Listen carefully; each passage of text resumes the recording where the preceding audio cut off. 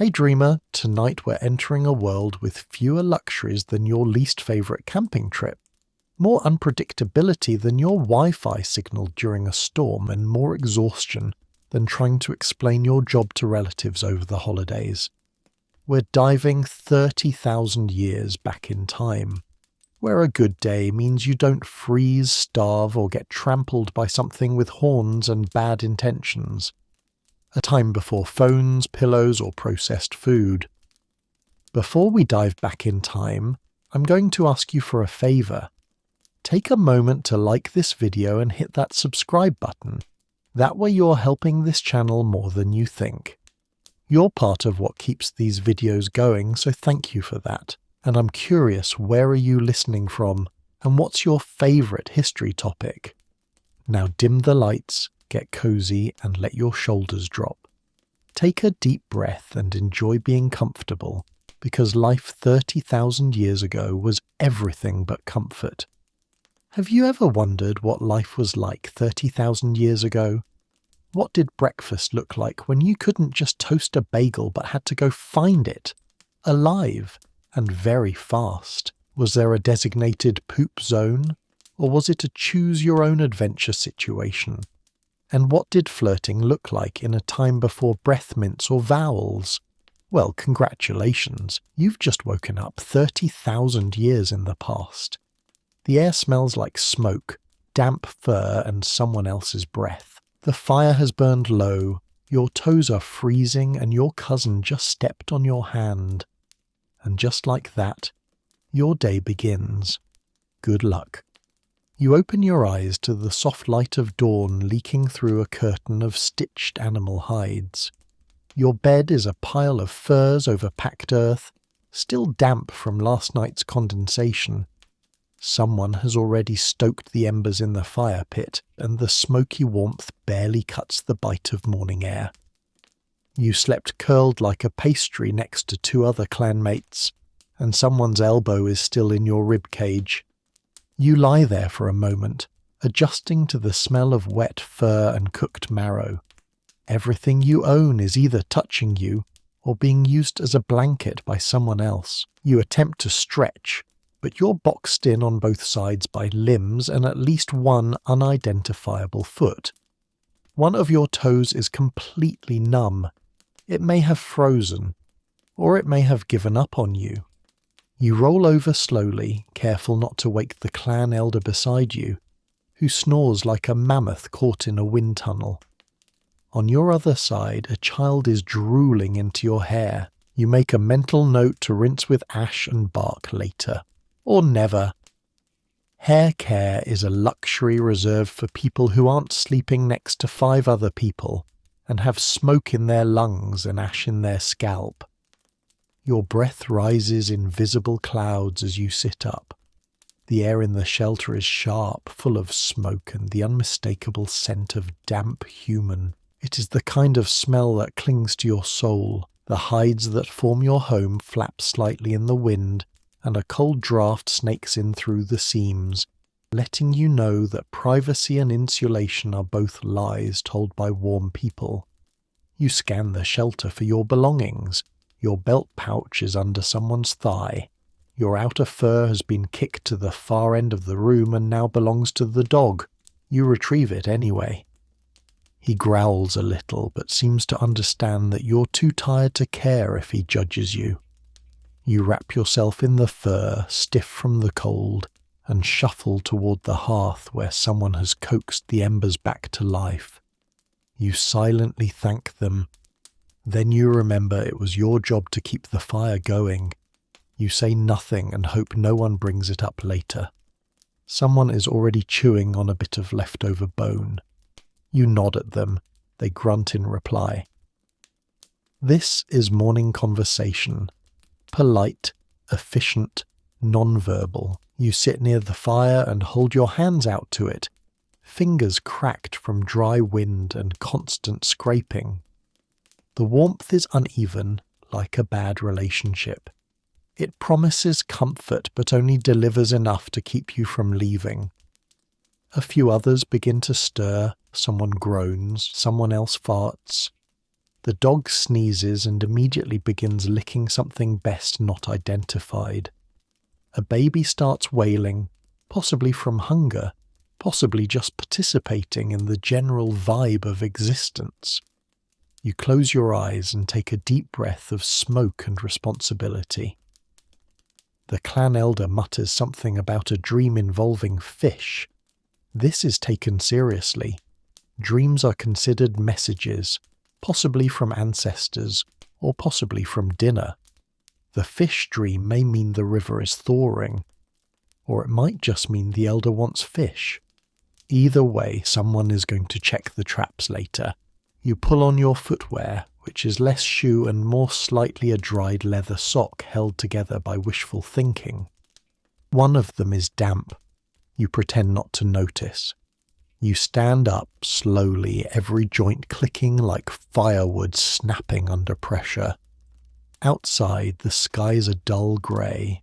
Snow dusts the ground like powdered disappointment. You take one last breath of smoky warmth before stepping into the cold. The wind slaps you in the face like a disapproving aunt. You blink against it and begin your day. It is freezing. You are tired. You're wearing 3 animals and a bad attitude, but at least you're alive. Getting dressed takes 10 seconds. You're already wearing everything you own, which is a combination of animal skins, sinew stitching, and the faint scent of fire and damp goat. You might have a fur cape if you're lucky. If you're really lucky, it's not infested with lice.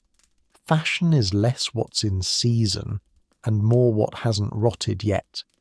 There is no wardrobe, no options, no second look in a mirror, because mirrors do not exist, and frankly, that is for the best. If you could see what you looked like, you might crawl back under your pile of hides and give up on society entirely. Your tunic is made of stitched-together reindeer hide and still bears some faint hair. It itches in places that feel personal. You adjust it and pretend it helps. Beneath that, you have a layer of rough inner lining scraped thin and tied with a cord that used to be part of a fishing net. Every piece of your outfit is also part of some other job. Your belt used to be a sling. Your shoes were once a bag. Your hood was probably a former neighbour's cloak before they fell into a ravine last winter. Nothing goes to waste, not even bad taste. You wrap a strip of fur around your neck, mostly for warmth, but also to distract from the smell coming off your armpits. Deodorant is still a distant dream. You make a half-hearted attempt at grooming, running your fingers through your hair and dislodging a twig and what might be part of a beetle. You flatten the top of your head with spit and optimism. It does not help. One of your clanmates walks by wearing what can only be described as a leather poncho with ambitions. It swishes dramatically and has fringe. Someone gasps. This is the Paleolithic equivalent of runway couture. You nod respectfully. That kind of craftsmanship took at least 2 weeks of sewing, 6 near frostbite incidents, and possibly a curse from a shaman. Very chic. You cinch your waist with a loop of twisted gut and tie a pouch to your hip. It contains exactly 1 flint tool, a bone awl, some dried berries, and a suspicious pebble you keep for reasons you don't entirely remember. The pouch is decorated with 3 small teeth, which used to belong to something that almost killed you. It is both functional and motivational. Shoes are not really shoes. They are more like apologies wrapped in leather. Soft-soled and tied with scraps of sinew, they do not keep out water, cold, or shame. But they keep your feet from turning entirely into frozen hooves, and that counts for something. You check the bottoms to make sure nothing has crawled in overnight. Just 1 beetle. You flick it out and carry on. There are no colours. Everything is some shade of mud, snow, or meat. If someone has a splash of ochre or charcoal patterning, it's because they had a moment of inspiration or too much free time while waiting for a wound to close.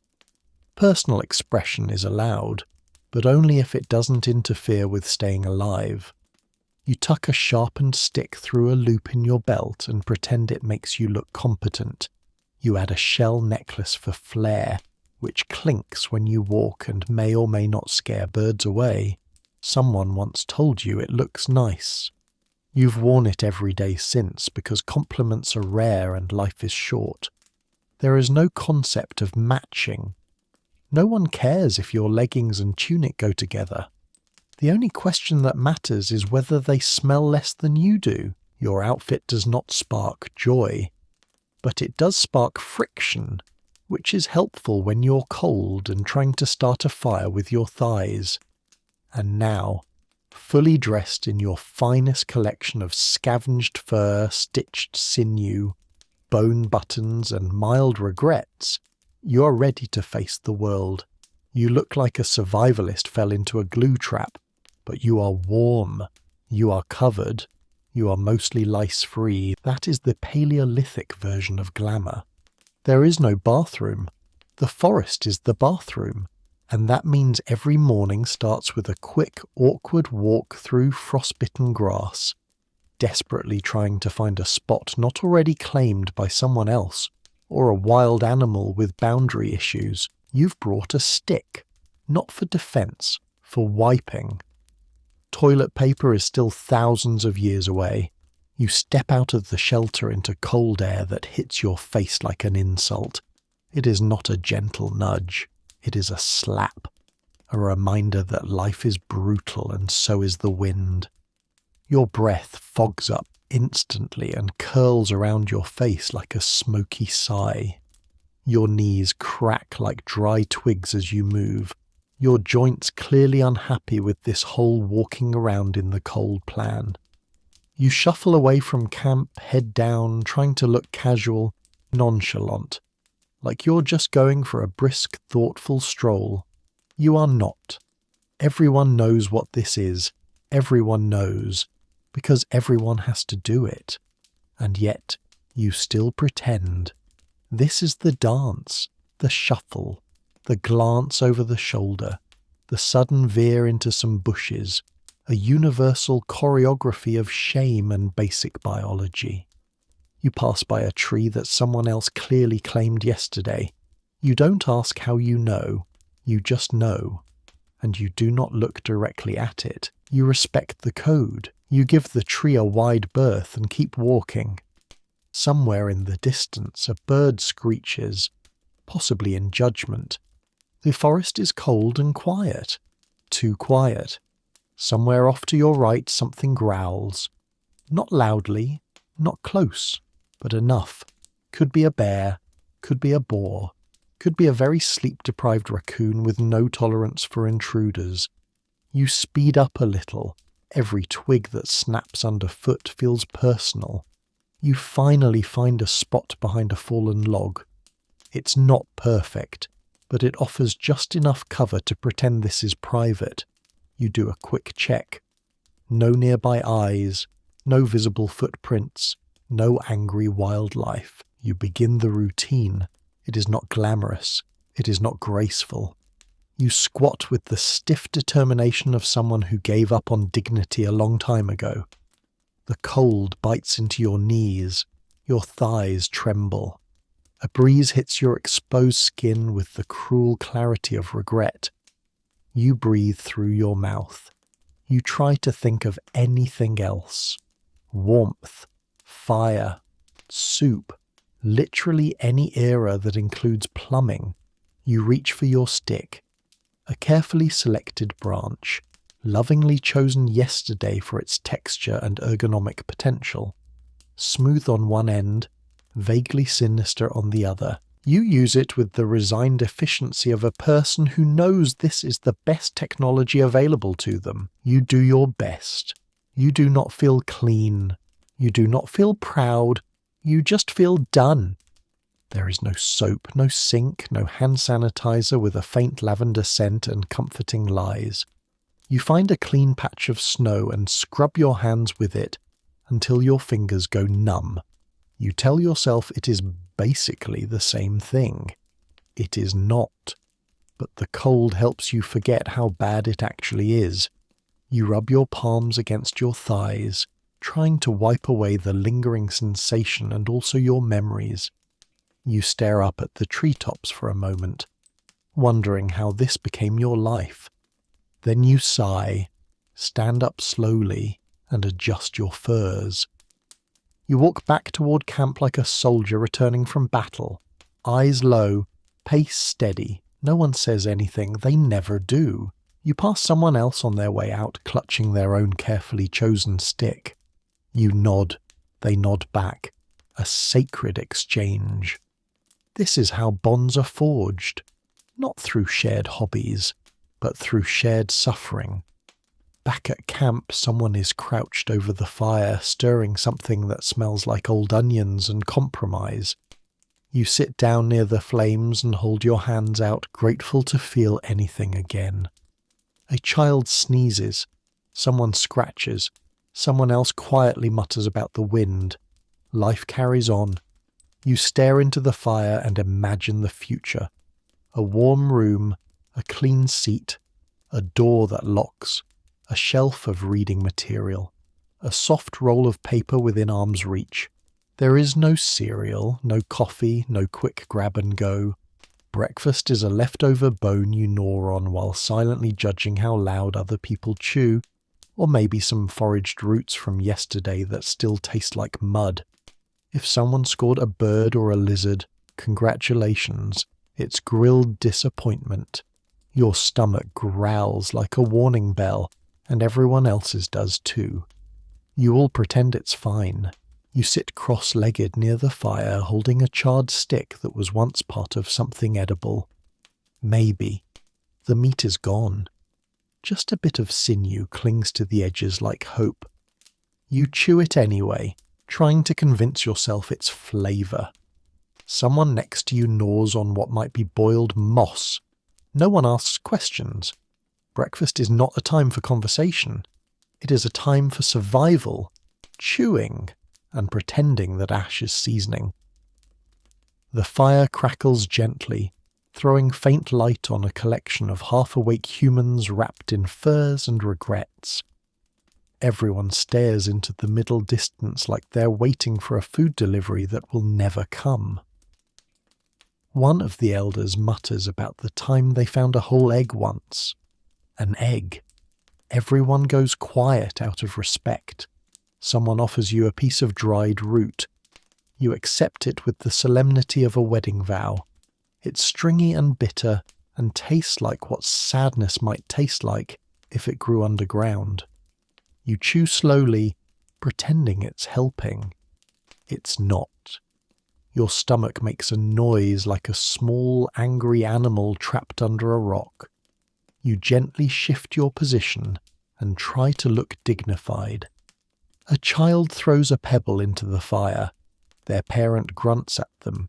The child grunts back. This passes for communication. You crunch down on something hard in the root and briefly wonder if you've just broken a tooth or discovered prehistoric granola. You do not check. One of the younger hunters unwraps a bundle of animal hide to reveal a small, slightly roasted bird. Everyone looks over. Eyebrows lift, nostrils flare, hope flickers. The hunter glances around, calculating. They break off a leg and pass it to the elder. Another piece to their sibling. They look at you. There is a pause. You do not breathe. They hand you the wing. It's mostly bone, but it is warm and it is protein, and that is enough. You nod, grateful. They nod back. This is Paleolithic generosity. You suck on the wing like it's fine dining. The flavour is a mix of smoke, feathers, and glory. You close your eyes and savour the 3 remaining molecules of meat. Across the fire, someone burps, someone else scowls. The dog stares at everyone with intensity. The dog is always hungry. The dog has been kicked out of 2 shelters this week for attempting to steal food and a baby. He sits now with theatrical innocence, waiting for something to drop. Nothing does. The roots are gone. The bird is gone. The bones are back in the pot to boil for lunch. Someone pokes at the fire and adds more wood. Another person starts sharpening a stone blade against a chunk of flint. The scraping sound slicing through the silence like a complaint. The sky outside has lightened to the grey of cold decisions. It is officially morning. You do not think about coffee. Coffee is a myth, a whisper from a future where beans are roasted and ground and turned into something that makes mornings slightly less awful. Here and now, the closest thing to a morning beverage is cold water from a cracked gourd and a vague sense of duty. Someone hands you a handful of berries. They are not ripe. You chew them anyway, slowly, seeds grinding between your molars. They taste like potential and regret. The hunter says nothing, but you can tell they noticed. You nod again. Berry solidarity. A sacred bond. You are not full, you are not even close. But you are no longer technically starving, and that's enough to start the day. You stand, brush off your furs, and glance at the others. Everyone looks equally unsatisfied and equally resigned. No one speaks. No one complains. You just exchange the look of people who know this is what breakfast is now. Tomorrow might be better, but probably not. You have jobs, gathering firewood, sharpening flint tools, checking snares, or scraping hides until your arms go numb. Meanwhile, everyone gossips around the fire. Who slept where? Who didn't come back from the hunt? Who looked at whose thigh for too long? Clan politics are brutal, and there's no HR. You begin the day with a task you didn't technically volunteer for but have done so many times that it's now considered yours by tradition. That's how jobs work here. One time, you were caught sharpening a stone decently well, and now you're in charge of tools for the foreseeable future. You accept this with quiet resentment and a blunt-edged scraper. Someone is already arguing about firewood.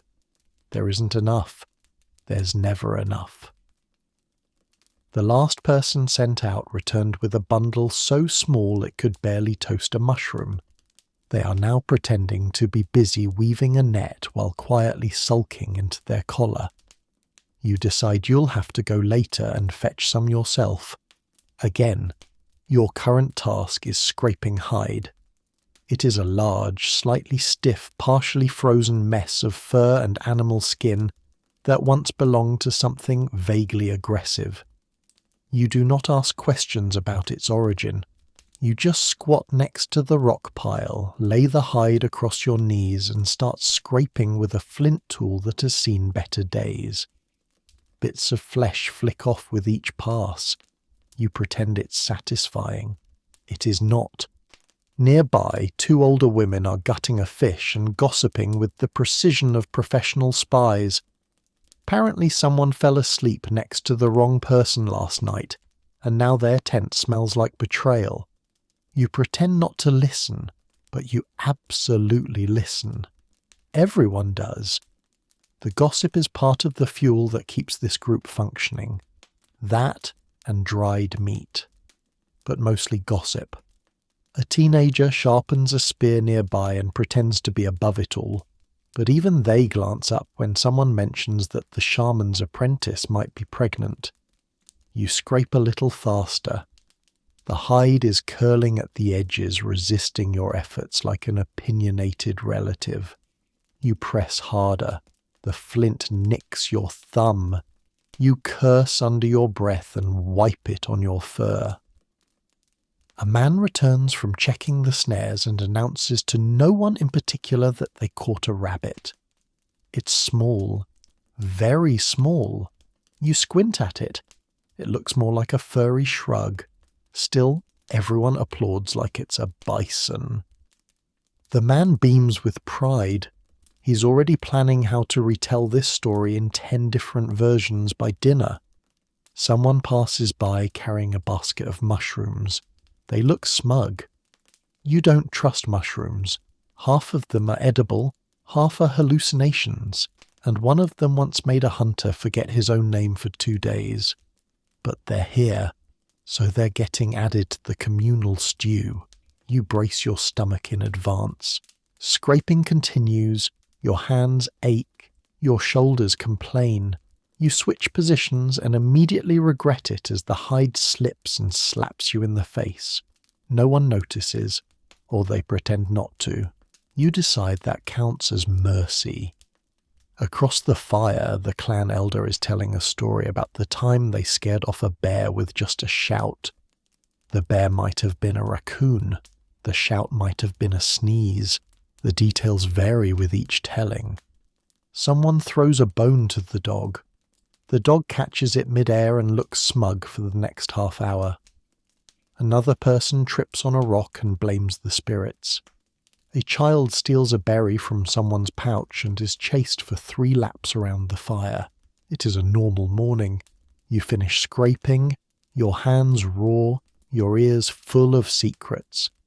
You hang the hide up to dry, where it will spend the next 2 days slowly stiffening into a tarp, or a cloak, or a pair of regrettably shaped shoes. Then you stretch your back and glance around. There's still wood to gather, snares to check, a spear that needs retying, a clanmate who hasn't stopped talking about dream symbols since sunrise. You sigh, pick up a basket and head toward the tree line. Another task, another story, another chance to overhear something you're definitely not supposed to know. Welcome to morning chores. Part work, part workout, part soap opera. Time to leave camp and search for lunch. You and a few others head out with spears, stone tools, and the faint hope of catching something edible before it catches you. Every rustle is a potential threat. Every footprint could mean food or a very bad idea. Your odds of success are roughly equal to winning a claw machine. You step beyond the boundary of camp where the last fire pit smoke still lingers and into the undergrowth, which smells like wet leaves, old animals, and fear. You are bundled in layers of animal hide that don't breathe and don't bend, making each step sound like a leather sack of potatoes trying to sneak through the forest. Which is unfortunate, because silence is key. You are not stalking prey so much as politely bumbling in its direction. The group is made up of 3 others, each with their own specialties. One is good at throwing spears, one is good at not making noise. You are good at being nervous, which is in fairness a survival skill. Nervous people don't get eaten as often. You keep your eyes low, scanning for tracks. There are some, probably deer, possibly wolf. It is unclear. No one wants to say it out loud. You crouch down to examine a hoof print. It is slightly fresh, maybe an hour old, maybe from this morning, maybe from a dream. You pretend to know what you're doing. Someone nods. You all keep walking. The forest is quiet. Too quiet. You've heard that phrase before and always thought it was dramatic. Now it just feels true. The usual bird sounds are gone. The trees don't rustle. Even the wind feels like it's watching.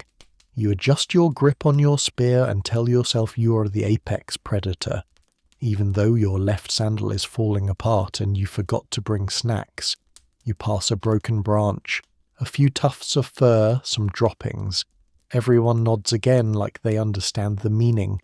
You nod too. The collective illusion of expertise must be maintained. You move slower now. Every step is placed with exaggerated care, as if the ground might explode.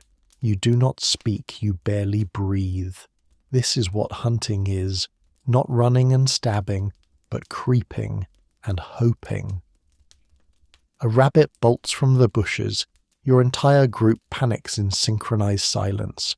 One spear is thrown. It misses by 2 feet and hits a rock. The rabbit is gone. so is your dignity. No one says anything, but the shame is thick in the air. You retrieve the spear and pretend you weren't the one who threw it. You keep walking. Time passes strangely. Your legs ache. Your back stiffens. Every now and then someone pauses to sniff the air like a wolf, even though you all know it just smells like wet bark and disappointment. You try to remember when you last had a real meal that wasn't a root or a handful of questionable berries. You cannot. Eventually you hear something, a rustling, a real one, not wind, not your own foot dragging. You all freeze. Then slowly, silently, move toward the sound. You crouch behind a bush and peek through. It is a deer, small, alert, too far away, but not impossibly far. The spear thrower readies his weapon. You hold your breath. He throws. It flies. It arcs beautifully. It hits a tree. The deer runs. So do you. The whole group sprints for 30 seconds of desperation, before collectively realizing that none of you have the stamina for this. You stop, panting, clutching your knees. The deer is long gone. You look at each other, then at the tree, then at the spear, now wobbling slightly in a trunk. No one speaks. The hunt continues. You decide to shift tactics, maybe small game, maybe something slower, like mushrooms or a very old frog.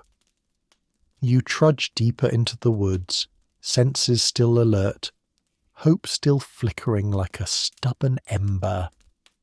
Because out here, you're either catching something or being something else's catch, and right now, you're just trying not to be lunch while you look for yours. Hunting requires quiet, focus, and walking in total silence for hours. No talking, no humming, no complaining about blisters. Your feet are cold, your legs ache, and your stomach is trying to eat itself. The tracker makes a weird hand signal. You pretend to understand. You're 90% sure it means elk and 10% sure it means ambush. You nod back solemnly, hoping your face says, yes, absolutely, I saw that too, and not I am deeply confused and also mildly cramping. The tracker squints at you, then moves forward, stepping over a fallen log with the grace of someone who never stubs their toe. You follow, mimicking the same steps, trying not to breathe too loudly. Your nose whistles. You pretend it was a bird. The forest closes in as you go deeper. The canopy thickens, filtering the light into a dull green gloom that makes everything look suspicious. Every leaf seems like it might twitch.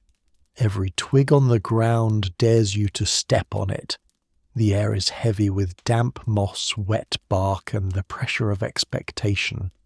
Your spear feels heavier with every step, and you're beginning to suspect it is judging you. The tracker crouches again, examining a faint indentation in the mud that apparently means something. You crouch too, staring at the same spot. It looks like a dent, maybe a hoof, maybe someone dropped a heavy rock. He gestures again. You squint. It could mean two things. Maybe go right. Maybe hold very still because something is watching. You do both, awkwardly. Silence continues. The kind of silence that wraps around your ears and makes you hear every internal noise in your own body. Your breathing sounds like a windstorm. Your stomach gurgles ominously. You take another step and your knee cracks so loudly that a squirrel flees. You freeze. The tracker looks back at you with the disappointed eyes of a man who has seen this before. You mouth sorry. He looks away. Hours pass, or maybe minutes. Time moves differently when you're focused on walking like a ghost in shoes made of damp leather. Your feet are cold, the kind of cold that works its way into your bones and whispers that you might never be warm again. You've lost all feeling in your toes. You might not even have toes anymore. It's unclear. You duck under branches. You climb over roots. You crawl through thorny patches that snag on your clothes and your dignity. You are scratched, sore, and deeply aware of how noisy your breathing has become. You try holding your breath. You almost faint. You decide light wheezing is acceptable. Suddenly the tracker stops and raises his hand. You freeze behind him, every muscle tensed.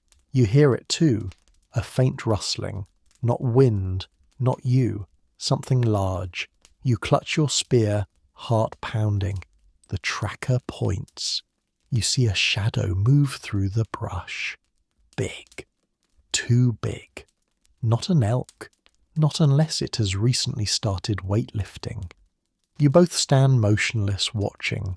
The shadow moves away and the sound fades. The tracker slowly lowers his hand.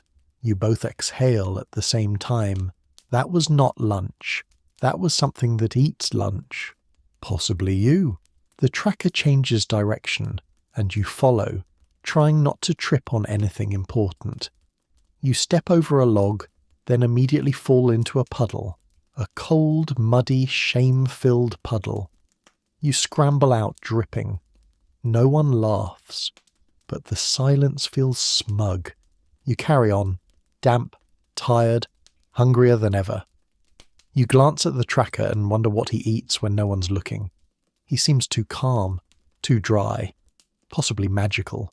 You try to copy his pace. He glides. You clomp. You stop trying. The forest stretches endlessly ahead. Still no sign of prey. Just the occasional feather, a paw print, a broken branch. Clues that may or may not mean anything. You keep moving forward because stopping means going home empty-handed. And that's worse than walking for hours in silence with feet made of ice and a stomach full of air. Eventually the tracker stops again. Another signal. This one might mean, finally, or maybe it means your turn. Either way, you grip your spear tighter, because the long silence of tracking is over, and the part where you have to be useful is about to begin. It isn't a deer, it's a rabbit. You catch it.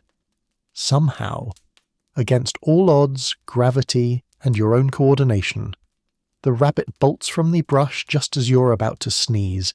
You panic. Your arm moves before your brain does. The spear flies in a perfect wobbly arc and grazes its side. Not a kill, but it stumbles. Your legs take over. You lunge through mud, tumble, and land in a pile of leaf rot and ancient regret. Hands clamped around a panicking ball of fur. It kicks. You yelp. You grab the closest rock, deliver a quick, messy end, and sit back in stunned silence. You caught something. On purpose, sort of. It's not glorious. It's not even big. But it's yours. The tracker says nothing when you return to the group. Just gives you a nod that might mean good job or finally, or was that luck? You do not ask. You tie the rabbit to your belt like it's a victory banner and pretend you didn't almost cry when it tried to bite your thumb. The walk back to camp is long, not just in distance, but in the slow settling of reality. This rabbit, while technically food, is not a meal. It is a gesture, a flavour, a protein suggestion. But it is also proof that you are not entirely useless, that your arms are capable of aiming, that the forest did not entirely win. You replay the moment in your head, over and over, the rustle, the throw, the wild scramble, the part where you nearly tripped over your own foot and tackled the rabbit like a confused bear cub. You try to tell yourself, it looked impressive. You will absolutely lie about how clean the kill was. Camp appears in the distance. Smoke curls into the sky. Someone is already tending the fire, poking at the stew with the same stick that has seen too many tragedies. As you approach, a few heads lift. Someone says, "Oh, hey." You hold up the rabbit like a trophy. There is a pause, then someone claps. Just once. Polite, a little sarcastic.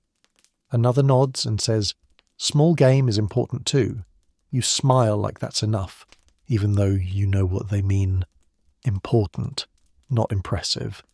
The rabbit is removed from your belt and dropped into the pot with very little ceremony. It disappears beneath boiling root water and a swirl of mystery greens. You watch it vanish and silently wish it well in the afterlife.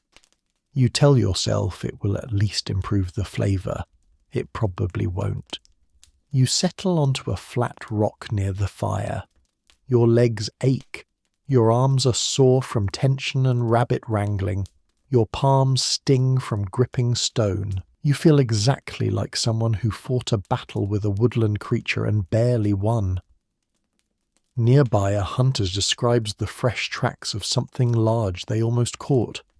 Someone else says they saw a bear. No one mentions the rabbit again, which is fine. Probably. The stew is finally served in crude bowls, sloshed out in steaming lumps. You get a portion that includes a single chewy cube of something vaguely meat-like. You chew it slowly, squinting at the texture. It could be rabbit. It could be bark. You do not ask. You just nod thoughtfully like someone who understands stew on a philosophical level. Across the fire, the tracker sharpens his spear. You catch his eye. He gives you the faintest nod. Not approval, but maybe tolerance. You lean back, eyes on the firelight flickering against the hides of your shelter. The cold is creeping in again. Your stomach is less empty. Your ego is dented but functional. Today, you hunted. You returned with something. Not much, but something. And for now, in this world of dirt, frost, and extremely judgmental squirrels, that is enough. The afternoon is spent making tools, carving bones into needles, sharpening stones, or fixing your only pair of shoes with strips of hide and cursing. You nick your finger. Again. Someone tells you to rub moss on it. You do. It stings. You pretend it doesn't. There is no ointment. There is no dignity. Your workspace is a flat rock that's slightly too low to sit at, comfortably, and slightly too high to kneel beside without your back threatening to unionize. You choose the uncomfortable squat position that puts all the strain directly into your thighs. The rock is covered in scraps of antler, broken flint, and the occasional wood shaving. You call it your workstation. Others call it that place where you mutter angrily at sticks. Both are technically correct. Your task today is bone needles. Again, you snap the first one in half with your thumb because you looked at it too hard. The second cracks because it had a flaw. The third you drop into the fire by accident. You retrieve it. It is now both burnt and fragile, like your confidence. Across the camp, someone is making a fishing hook from a bent sliver of bone and a piece of sinew. It looks like actual craftsmanship. You try not to look directly at it for too long, or your jealousy might become visible. You turn your attention to your shoes, if they can still be called that. They are more concept than footwear at this point. Damp leather, mostly holes, held together with stubbornness and an optimistic strip of rawhide. You thread the needle through the hide, pull, and promptly jab it into the same finger you cut earlier. Blood appears. You wince and look around, hoping no one noticed. Too late. An elder glances over and casually recommends moss. You nod solemnly and press a tuft of green plant goo into the wound like a professional. It hurts. Of course it does. Everything hurts here. That's the baseline. You go back to stitching. Each pull of the sinew is a little uneven, and the whole repair job is now shaped like a question mark. But it holds. Probably. You'll know when your toes fall out or don't. Next up, sharpening stones. You pick up your favourite flint shard. It's technically a failed spearhead, but it's the right size for scraping, and it fits your hand like it remembers you. You press it against another rock and start grinding. The sound is satisfying in a way that makes you forget you're doing this to avoid dying barefoot. Sparks flicker. Your hands are grey with stone dust. You sneeze and nearly drop the blade into your lap. A near miss. You pretend it didn't happen. Someone nearby is repairing a spear shaft, muttering something about balance and bad luck. Another is sewing something that might become a bag or possibly a hat. It's hard to tell. No one here has a pattern. Fashion is not the point. Survival is. If it holds things or keeps wind off your skin, it's a win. You swap out tools for antlers. It needs shaping. You shave off layers with a sharp edge until it resembles something useful. Your hands cramp. Your back joins in. You stretch and immediately regret it as your shoulder pops like a tree branch under snow. You take a short break by staring into space and wondering if anyone in your clan has invented chairs yet. The answer is no. A child runs past holding a stick like a sword, nearly stepping on your foot. You flinch and drop your half-finished tool into a pile of shavings. Gone forever. You sigh. Begin again. Toolmaking is a slow process of trial, error, injury, and eventual acceptance that you will never be fast or efficient, just persistent. By the time the light starts to dim, you've finished 3 needles, 1 ugly spoon, a semi-fixed shoe, and a cut on your knuckle that now looks suspiciously green. You clean up your pile, stretch your spine like a grumpy bear, and rise to your feet with the grace of someone made entirely of bruises. Your hands are raw, your legs are shaking, and you smell like pine, moss, and quiet rage. But your shoes will survive another day, and so will you, probably. After chores, someone starts drawing on the cave wall. You join in because what else are you going to do, scroll on a stone? The drawings are of bison, mammoths, and some weird squiggle that might be a spirit or just really bad perspective. You step back and stare. Is it art? Is it communication? Is it boredom? All 3. The wall is already layered with faded charcoal outlines from who knows how long ago. Some are detailed and graceful. Others look like someone sneezed while holding a stick. You pick up a piece of burned wood, now just soft black powder on one end, and begin sketching a lopsided deer, or maybe a goat. Halfway through, it looks more like a frightened potato with legs. You keep going anyway. There are no critics here, except for the child behind you who whispers it looks weird. You pretend you didn't hear. Someone else draws beside you, carefully scratching a hunting scene into the stone with a bit of flint. Stick figures with spears chase a mammoth the size of a boulder. One of the hunters has impossibly long legs. Another is doing something that might be dancing or falling down. It's unclear. But it feels important. Maybe it's a story. Maybe it's a warning. Maybe it's just how they saw the world. You move a little farther down the wall and start your own panel. You draw a fire, then a figure beside it. Then you add a second figure lying down, then another. Now it looks like a pile of people. You laugh to yourself. This is not profound. This is you trying not to think about how hard the floor is to sleep on. The light from the fire flickers across the stone, making the drawings shift and shimmer. The bison seems to breathe. The mammoth lumbers forward. Your potato goat now looks a bit more alive. You lean back and let the warmth of the fire soak into your spine. which is currently shaped like a question mark from crouching all afternoon.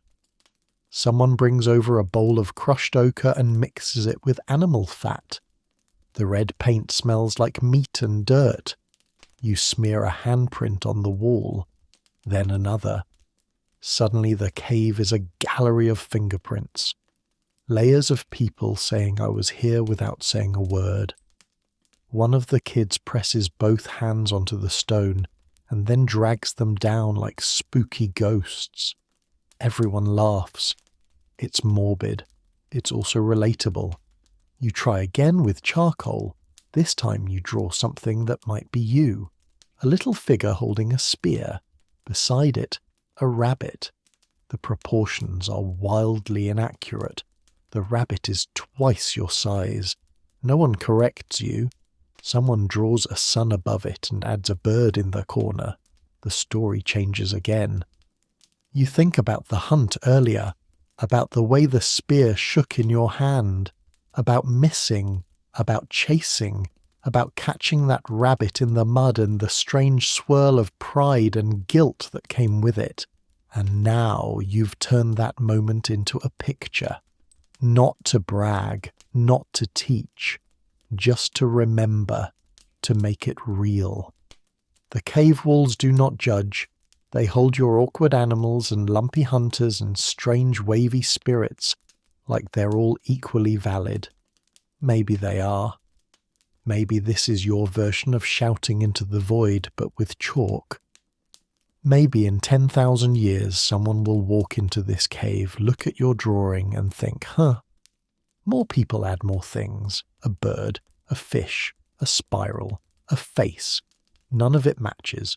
All of it belongs. The wall becomes a mosaic of overlapping moments, layered meanings, and a collective shrug of what if. You don't know what it all means. You just know that it feels better than doing nothing.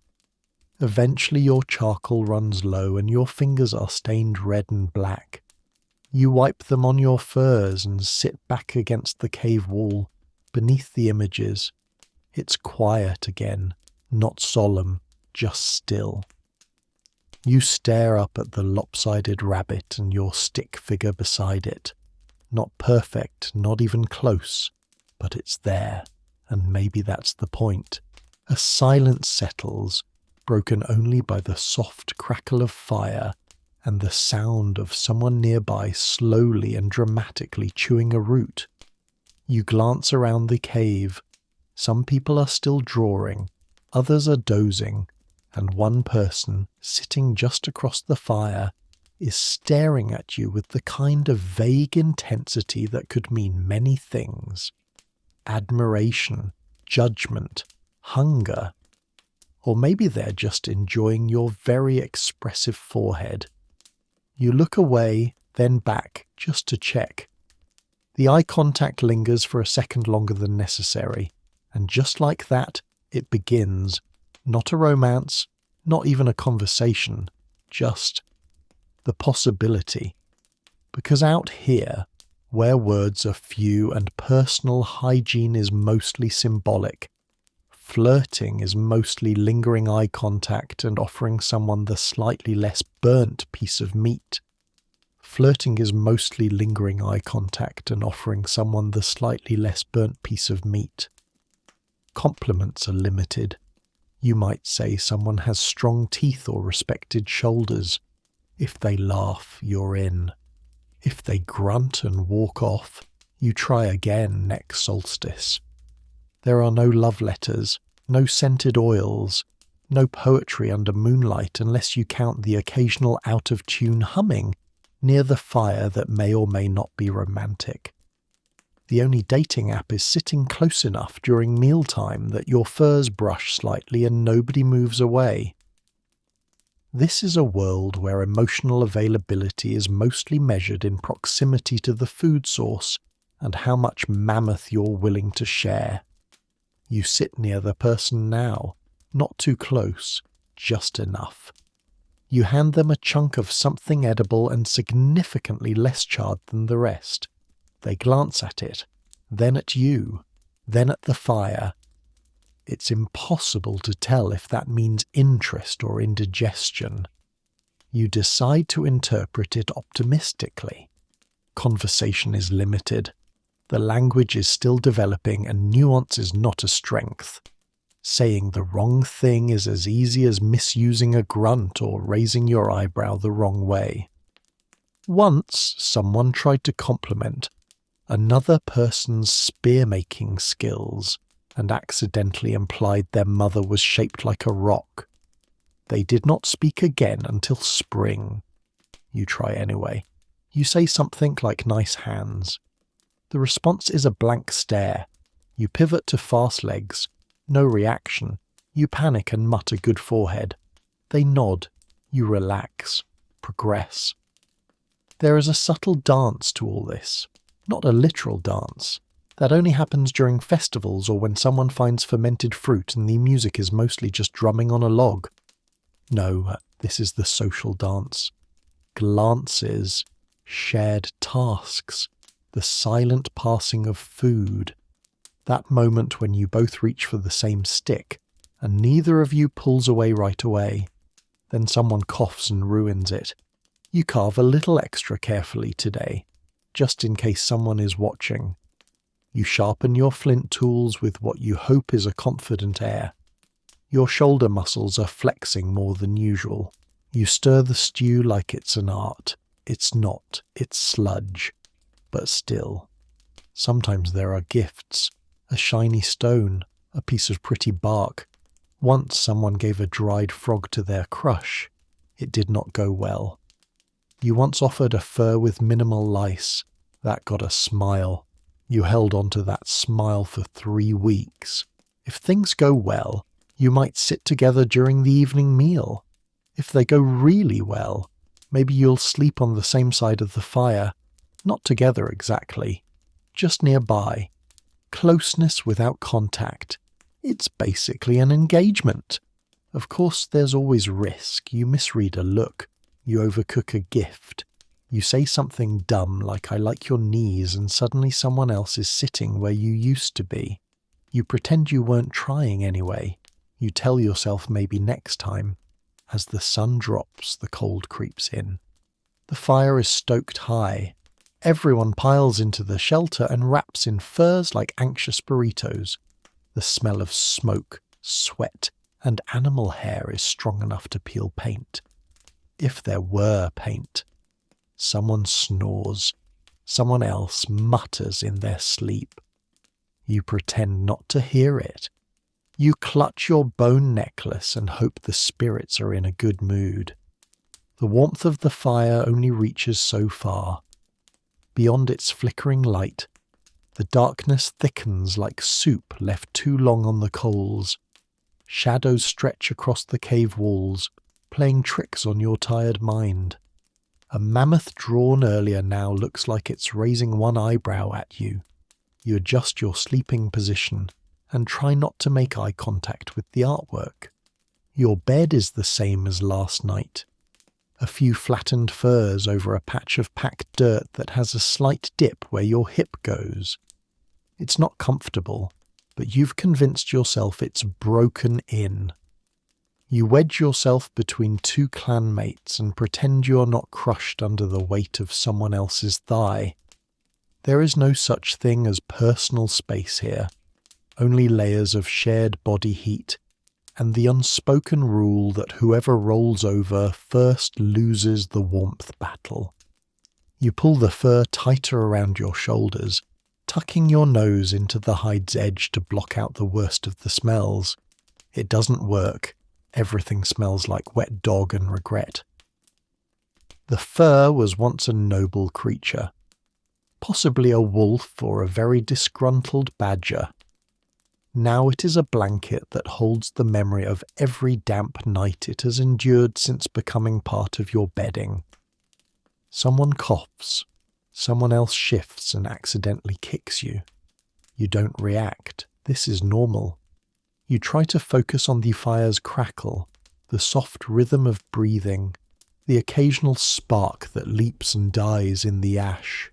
These sounds are comforting, familiar. You tell yourself that. You reach under the fur and check your pouch, where you keep your most precious items: a smooth pebble, a feather, a broken bead, and the carved bone you wear around your neck. None of it is worth anything to anyone else. But to you, these are proof of memory, moments, small anchors in a world where everything changes and breaks and freezes and disappears. You glance at the others. One person has already started snoring.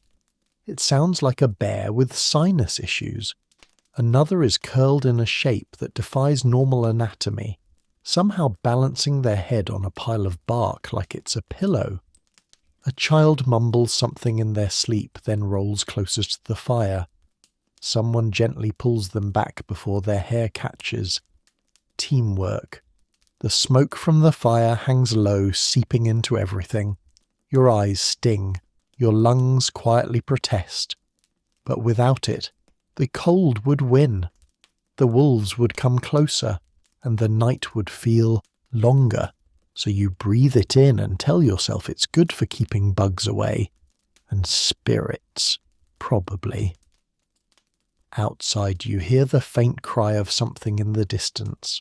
Not close, but close enough to remind you that you're not alone out there. Nature still watches, still waits. You grip your bone charm and silently offer up a vague prayer to the sky, the wind, the ancestors, or whoever else might be listening. You don't know the proper words. You just think very hard in their general direction. Eventually the fire dies lower. The conversation ends, if there was any. The last cough fades. The only thing left is breath and quiet and the low hum of survival. You close your eyes, pretending the fur doesn't itch. Pretending the snoring doesn't shake your ribs. Pretending the rock under your spine isn't there. And somehow, in the middle of all of it, you sleep. You sleep like someone who has done too much with too little can sleep. Not peacefully, not gracefully, but deeply, fully, like a body that knows it has earned the right to shut down for a few hours and not be judged for the noises it makes in the process. You're wrapped in warmth that isn't yours alone. A pile of furs, limbs, smoke, breath and dreams.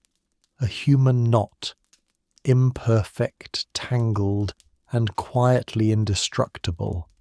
In your sleep you twitch, maybe chasing something, maybe being chased, but you do not wake. Not even when someone next to you lets out a snore so aggressive it could be classified as percussion.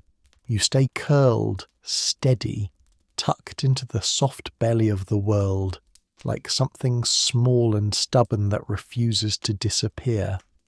Because you made it. Through another day. You survived the hunt, the cold, the awkward flirting, the questionable mushrooms.